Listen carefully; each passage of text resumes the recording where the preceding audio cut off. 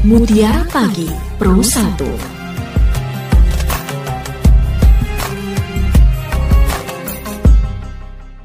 Assalamualaikum warahmatullahi wabarakatuh. Selamat pagi pendengar. Kita kembali berjumpa di Mutiara Pagi edisi Ramadan. Pada kesempatan pagi hari ini pendengar, kita juga akan mengangkat topik tentang Ramadan, sarana self-control dan pengembangan diri.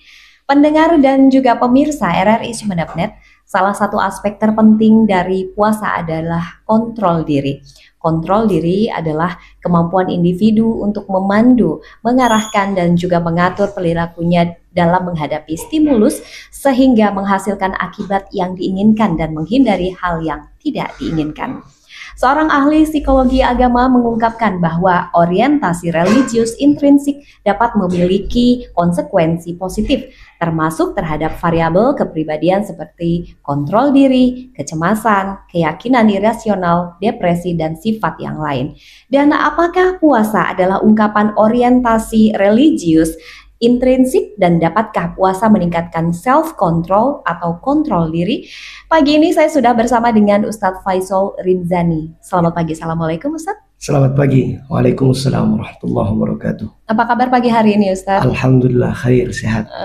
Puasa lancar Ustadz? Alhamdulillah. Alhamdulillah, moga sehat, puasanya lancar sampai nanti ya Ustadz ya. Amin, amin. Iya Ustadz, terkait dengan topik kita, Ramadan, sarana self-control dan juga pengembangan diri. Monggo silahkan Ustadz. Assalamualaikum warahmatullahi wabarakatuh. Bismillahirrahmanirrahim. Alhamdulillahi wa kafa, wassalatu wassalamu ala sayyidina Muhammadin al-Mustafa wa ala alihi wa sahbihi ahli sidqi wal wafa, amma ba'du.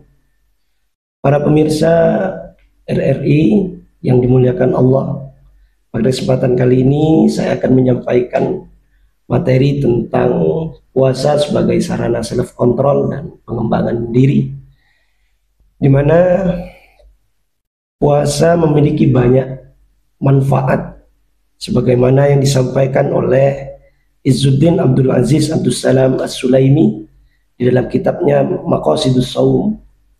Ada setidaknya 5 manfaat yang bisa dirasakan oleh para shaimin. Yang pertama, raf'ud darajat, peningkatan derajat di sisi Allah Subhanahu wa taala. Jadi orang yang berpuasa secara otomatis derajat keimanannya, ketakwaannya akan lebih diangkat oleh Allah. Yang kedua, takfirul khati'at, penghapus segala dosa-dosa yang pernah dilakukan di bulan-bulan lampau.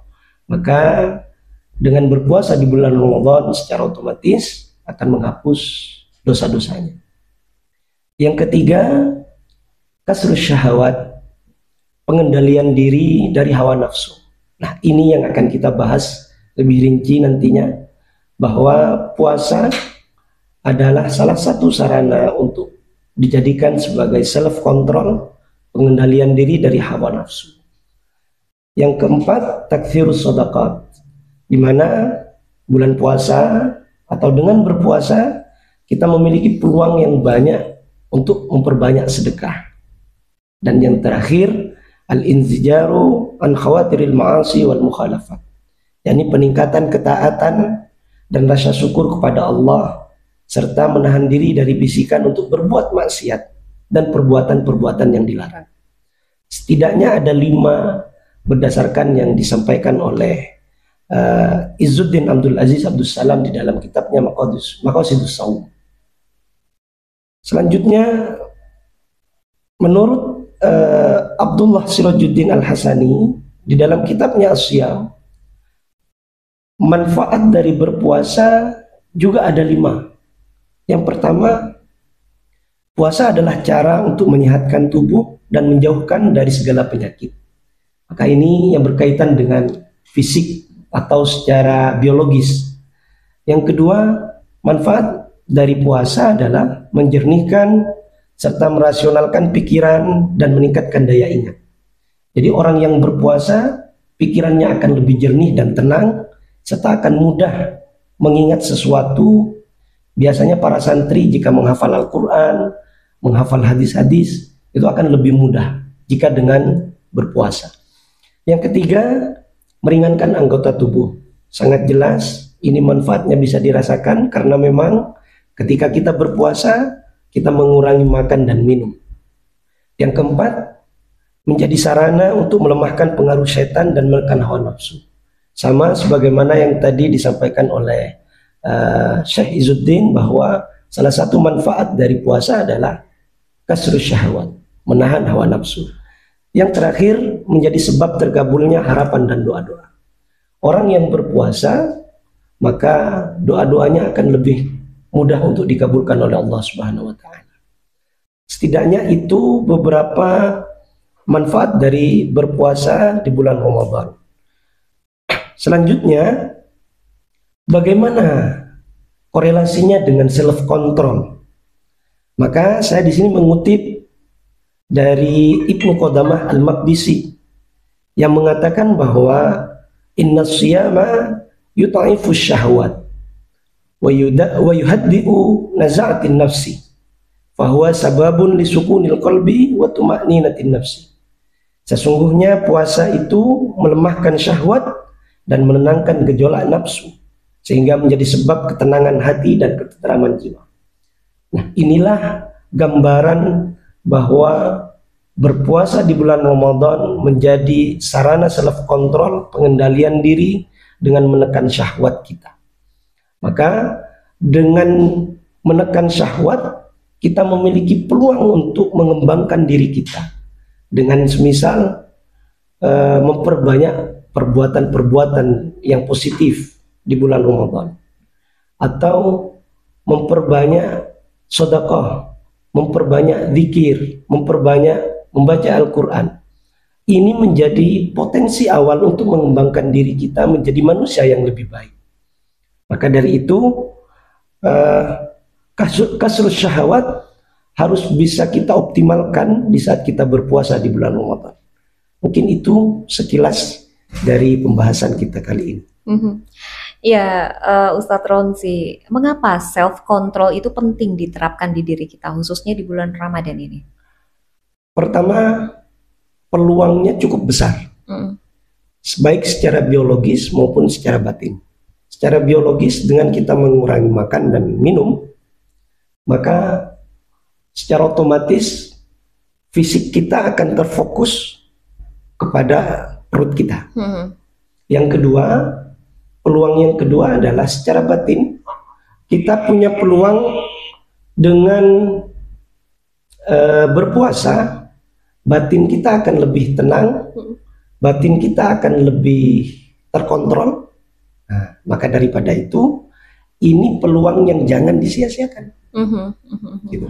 Bulan Ramadan menjadi peluang yang sangat yang sangat terbuka lebar bagi kita kaum muslim khususnya untuk menekan hawa nafsu kita dan mengembangkan diri kita menjadi manusia yang lebih baik.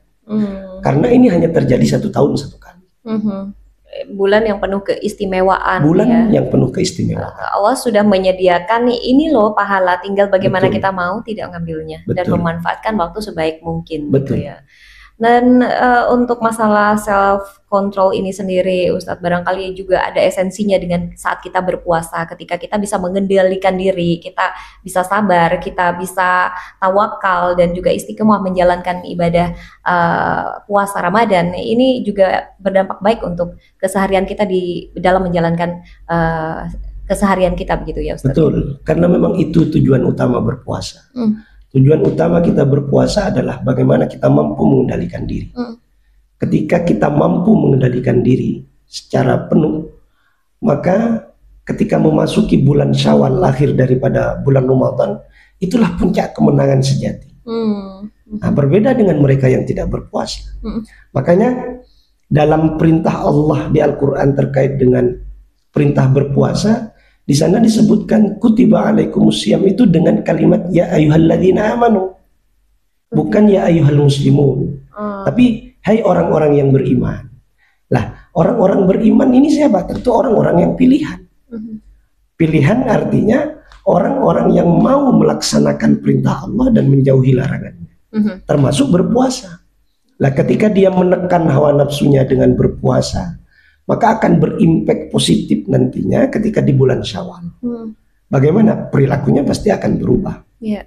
Tapi sekalipun misal ada pertanyaan, lah sudah berpuasa, sudah menekan hawa nafsu, tapi perilakunya tidak berubah. Iya. Berarti ada yang salah. Ada yang salah. Ada yang salah dari cara berpuasanya. Bisa salah niat. Ya. Satu, kedua, bisa salah dalam mengamalkan puasanya.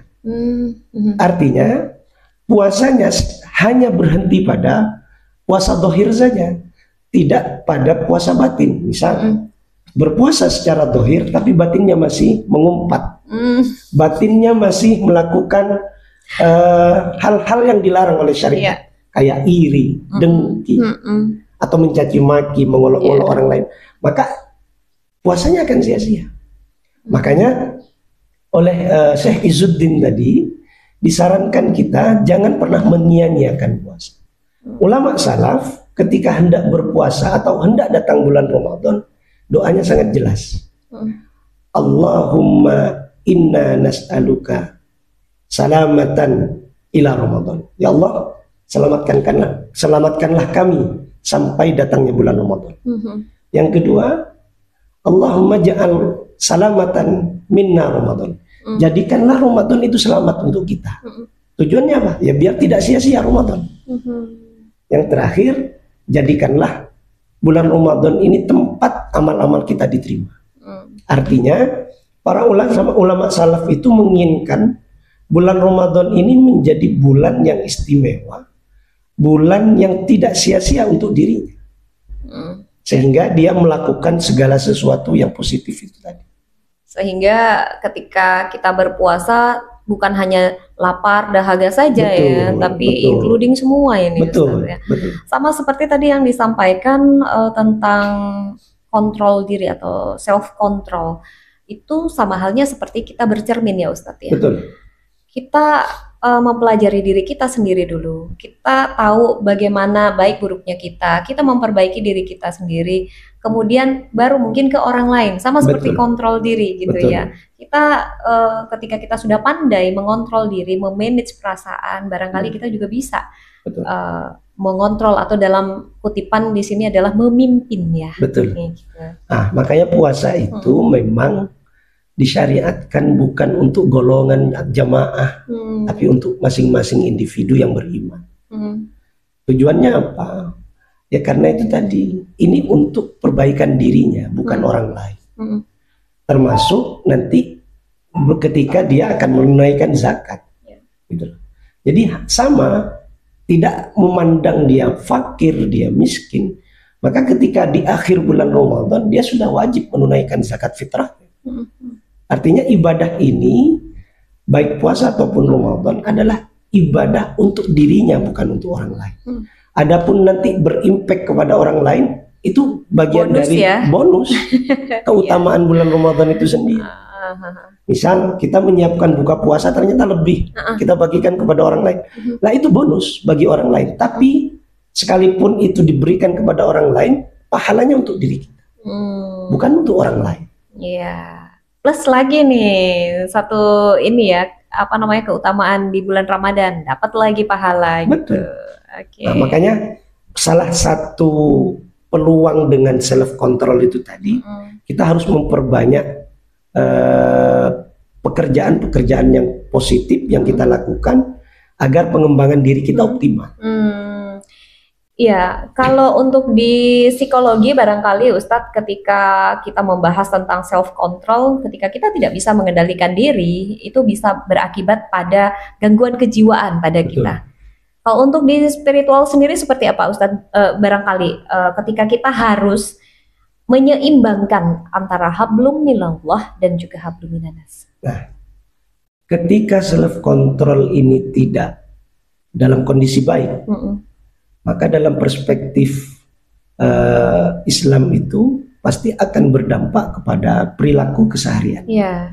Pasti dia akan mudah marah, dia akan mudah emosi, dia tidak mampu mengendalikan dirinya. Itu bagian dari bentuk dampak ketika dia tidak mampu menekan hawa nafsu. Gitu. Makanya sebenarnya puasa tujuannya memang agar nafsu manusia ini bisa dikendalikan, selama kita 11 bulan tidak mampu mengendalikan misalnya, maka peluang di bulan Ramadan ini harus dioptimalkan.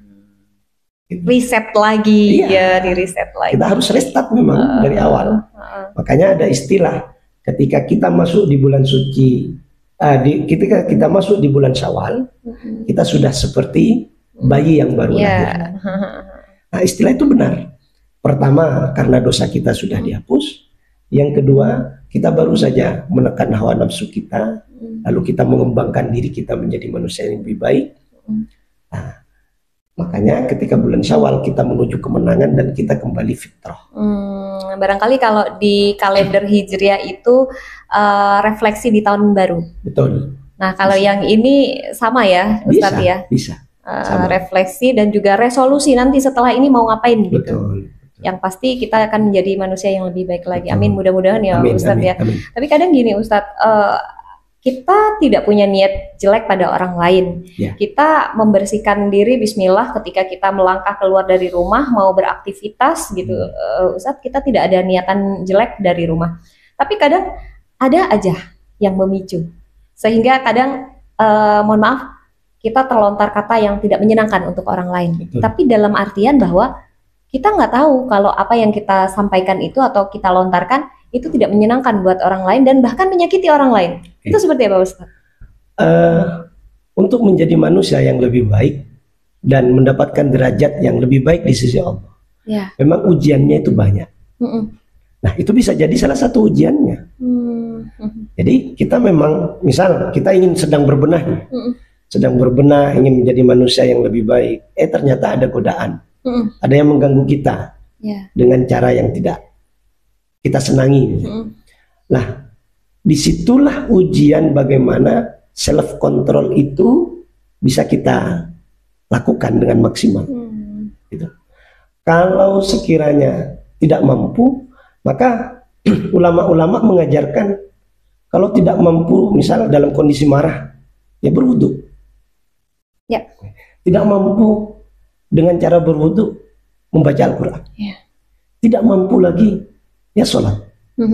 Nah, semua itu sebenarnya tujuannya agar kita tetap menjaga self control kita, menjaga diri kita dari hawa nafsu yang menjerumuskan kita. Dan memang ujiannya berat. Setiap orang mau menjadi lebih baik pasti ujiannya berat. Kayak kita di kuliah atau di sekolah mau menjadi murid yang paling the best, ya tentu ujiannya berat. Pasti diuji dulu kan. Kalau tanpa ujian justru nggak akan pernah mencapai puncak itu. Dapat ujian ini mau naik kelas gitu ya Ustadz ya. Bukan berarti ketika kita dapat ujian Allah itu tidak sayang sama kita gitu. Ketika misalnya ini Ustadz kita juga terpuruk dengan keadaan, katanya Allah kan tidak menguji umatnya melebihi dari kemampuan umatnya. Tapi kita di posisi yang putus asa. Kenapa sih Allah selalu memberi aku cobaan? Kenapa sih Allah memberi aku musibah dan lain sebagainya? Ini bagaimana cara kita untuk merestart lagi seperti yang tadi atau juga mengupgrade barangkali agar kita enggak, Allah itu sayang dengan kita. Makanya Allah sayang karena kita dikasih musibah yang ini nanti kalau kamu lanjutin akan menjadi jalan yang jelek buat kamu gitu. Pertama, kenali diri. Kita punya potensi. Sama Allah seperti yang bercermin tadi ya Ustaz ya. Allah menciptakan manusia ahsani taqwim. Udah sebaik-baiknya makhluk ciptaan. Maka kenalilah diri dulu. Kalau kita sudah mampu mengenali diri, maka kita akan dengan mudah nanti mengembalikan semua urusan kita kepada Allah. Tapi kalau kita tidak mengenali diri kita, ya jangan salah. Kalau kita justru terbawa hawa nafsu kita. Gitu. Maka kunci utamanya di bulan Ramadan itu selain kita mempelajari bagaimana kita mengontrol diri kita, mengembangkan diri kita, yang di situ juga waktu yang pas untuk kita mengenali diri kita. Ustadz, lalu bagaimana cara kita menyikapi ketika kita itu tahu nih, kita dimanfaatkan orang lain, kita dikerjain sama orang lain, kita dijahatin sama orang lain. Apa yang harus kita lakukan? Apakah kita marah, kita menghindar, kita kemudian klarifikasi atau seperti apa, Ustadz? Sebaiknya secara syariat Islam. Tentu syariat Islam mengajarkan untuk tabayun pertama kali. Ya, tabayun. Meminta penjelasan. Konfirmasi. Konfirmasi. Ya. Ada apa dan kenapa? Kenapa? Kalau itu tidak selesai, maka bisa kita memakai langkah yang kedua. Kalau Imam Syafi'i mengatakan, apakah balas dendam boleh? Boleh. Tapi dengan catatan. Gimana itu, Ustaz? Dengan catatan sesuai kadarnya. Artinya sejauh mana orang lain menyelakai kita, maka sejauh itu kita lakukan. Tapi ada tapinya juga. Walaupun beliau membolehkan, ada tapinya. Tapi lebih baik bersabar. Mengalah ya? Betul. Bersabar dan mengalah dan mengembalikan semuanya kepada yang di atas, kepada Allah. Ya. Itu lebih baik. Gitu. Catatan mungkin ketika kita sudah jadi tawakal, kemudian ikhlas dan menyerahkan semuanya kepada Allah, ditakutkan balasan dari Allah yang lebih parah lagi ya Ustadz ya? Tentu. Tapi bukan untuk kita. Tapi kepada orang yang mendolimi kita. Pasti itu sudah. Baik nanti balasannya di dunia ataupun di akhirat. Itu sudah pasti. Jika misalnya tadi kalau misalnya kita udah sadar nih dijahatin, kita sadar juga dikerjain gitu. Tapi kita ya udah show must go on gitu. Kita tetap melaksanakan aja. Ya udahlah gitu. Dengan ikhlas. Itu boleh dan pahalanya dapat juga nggak sih Ustaz? Dapat karena di situ perlakuan sabar. Sabar ya, menunjukkan sabar, dia sabar. Dan di situ pasti ada pahala. Makanya saya katakan orang yang mengalah bukan kalah. Orang yang mengalah bukan kalah. Dia justru menang karena tidak mengandalkan dirinya. Iya, itu sama seperti mundur satu langkah, meloncat lebih tinggi ya Ustaz. Betul. Luar biasa. Ini barangkali yang perlu kita pelajari, bagaimana kita benar-benar tahu cara mengendalikan diri sendiri. Jangan sibuk mengendalikan orang lain, tapi kita dulu nih. Kita dulu. Kendalikan dulu diri kita. Gitu. Ibda' binafsik. Ustaz, semisal nih, apa yang terjadi jika setiap individu itu tidak melaksanakan self control atau tidak punya pengendalian, sama halnya seperti kendaraan yang nggak punya rem nih, blong. Kalau itu dilakukan di bulan Ramadan, maka jangan salah ketika nanti di bulan Syawal juga kembali dia melakukan itu dan bulan-bulan seterusnya. Ya. Gitu. Kenapa? Ya karena di bulan Ramadan memang kesempatan yang sangat luar biasa untuk kita manfaatkan. Jadi apa yang kita lakukan di bulan Ramadan pasti akan berimpact untuk bulan-bulan berikutnya. Sebaliknya kalau negatif ya akan negatif selamanya. Kalau positif yang kita lakukan di bulan Ramadan, insya Allah positif selamanya. Makanya jangan sia-siakan. Sebagaimana doa ulama salaf tadi. Allahumma sallim minna Ramadan. Selamatkan dari kami bulan Ramadan. Artinya jangan sia-siakanlah untuk kami bulan Ramadan itu. Ya, seorang sahabat juga pernah berkata, Ustadz, ketika kita sudah berbuat baik di usia dari 0 tahun sampai ke sebelum 40 tahun, itu katanya menandakan, oh dia akan baik seperti ini gitu. Tapi ketika sudah, jangan sampai ketika umur 40 tahun kamu kemudian bersikap jelek gitu, itu katanya seterusnya. Itu benar nggak sih Ustadz? Saya pikir itu mitos, karena umur kita kan nggak tahu ini kapan. Kita aja luhum la yastakhiruna sa'atan wa la yastaqdimun. Kita nggak bisa menerka. Oh umur kita batasannya sekian. Saya mau berbuat buruk dulu, mumpung belum nyampe umur 40 nih. Nggak bisa gitu. Maka kalau bisa dengan kesadaran diri, dengan mengenali diri kita itu tadi, siapa sih kita, bagaimana kemampuan kita, keadaan kita. Ya sudah, kalau sudah kenal, ayo kita manfaatkan waktu kita untuk mengembangkan diri kita menjadi manusia yang lebih baik.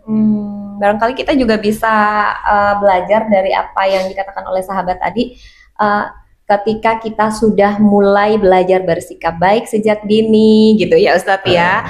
Ini mulai dari apa, masa anak-anak, remaja, ABG yang galau ya, yang ababil katanya tuh Ustadz, sampai kita ke proses pendewasaan yang itu start di umur 40 itu sudah dewasa ya Ustadz ya.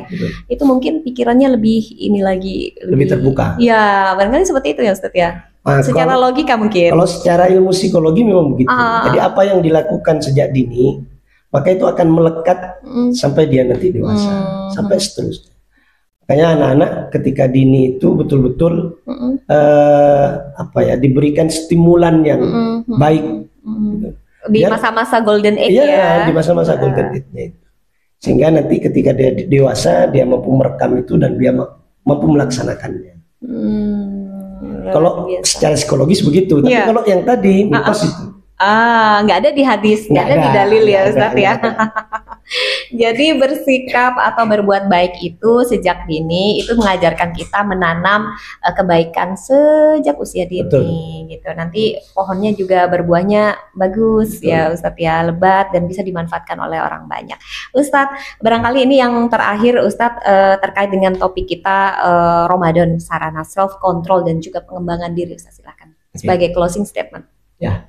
Jadi pemirsa, kami berharap bulan Ramadan harus menjadi waktu yang betul-betul istimewa untuk kita manfaatkan dengan banyak hal-hal yang positif yang kita lakukan, dari bangun tidur sampai pada tidur lagi. Kenapa? Karena dengan hal yang positif itulah pertama pahala yang akan kita dapat, yang kedua Ramadan tidak kita sia-siakan, sehingga dengan kita tidak menyia-nyiakannya, fadilah-fadilah Ramadan akan kita rasakan, akan kita bawa sampai kepada bulan-bulan berikutnya. Namun sebaliknya, jika bulan Ramadan tidak kita manfaatkan dengan baik, justru self control kita lepas, maka perilaku kita tidak akan pernah baik di kemudian harinya. Jadi itu yang bisa saya sampaikan pada kesempatan kali ini. Semoga bermanfaat. Ya. Dan pendengar serta pemirsa RRI Sumeneb.net, marilah kita manfaatkan Ramadan ini sebagai sarana pengendalian diri. Tentunya dengan senantiasa memperbanyak zikir, bersedekah, menjaga lisan, menjaga sikap, dan juga menjaga hati, serta memperbanyak melakukan amal kebaikan, baik dalam hubungannya dengan sesama manusia atau hablum minannas, ataupun juga terhadap Allah Subhanahu wa Ta'ala atau hablum minallah. Sehingga kita bisa terhindar dari 6 perkara. Yang pertama, sibuk membuka aib dan juga mencari kesalahan orang lain. Yang kedua, hati jadi keras. Yang ketiga, terlalu cinta dunia. Keempat, sedikit malu. Kelima, panjang angan-angan. Dan keenam, berbuat zalim tiada henti. Wallahu a'lam bishawab. Terima kasih Ustadz Faisal Rimzani. Sampai jumpa kembali di Mutiara Pagi edisi Ramadan. Dan saya Diana serta Ustadz Faisal undur diri. Wassalamualaikum warahmatullahi wabarakatuh. Waalaikumsalam warahmatullahi wabarakatuh.